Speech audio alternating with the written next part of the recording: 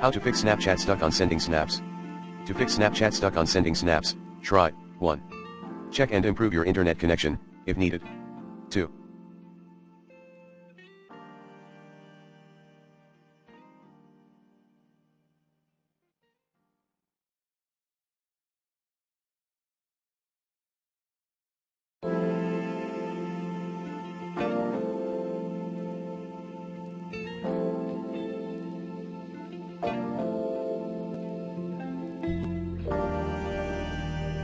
Quit then rerun the Snaps app. 3. Check Snapchat server status. 4.